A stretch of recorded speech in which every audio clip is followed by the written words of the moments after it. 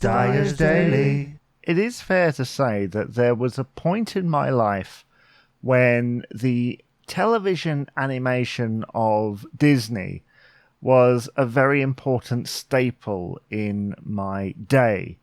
I would often wake up as a kid and watch Toon Disney, as I've said previously, and then when I got home from school, switch on Toon Disney, see what was going on. And most of the time, it was the classic ones that I was most interested in. I'm not sure I saw Chip and Dale or Tailspin back then, but I did enjoy watching Goof Troop when it happened to be on. Wasn't so big on DuckTales, but then I tend to have an aversion to stuff that's kind of big, like culturally, in terms of its impact. You know, it's one of the big ones out there. But as the 90s went into the noughties, the Disney animation in television changed, and we suddenly started getting a new flock of shows, including things like Fillmore, Recess, Weekenders, even Pepper Ann can be thrown into that pot, Lloyd in Space, all very much the same, but different. I did find, though, that the Weekenders in particular and Lloyd in Space were kind of Recess knockoffs. To me, Recess is like the gold standard when you're looking at that stuff. And the thing is, the animation in that period wasn't as good as it had been.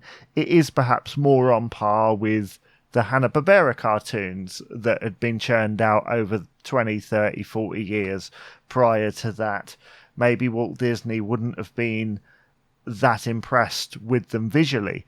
But as a storytelling device, I absolutely adore Recess as a series. That is the benchmark in my eyes. It's the one and only. I can watch it so many times and never get bored because I always find something. I love the hierarchy of the playground. I love the little observations. I love the fact that as I'm getting older, I'm noticing that every teacher has a political motivation, that there is injustice.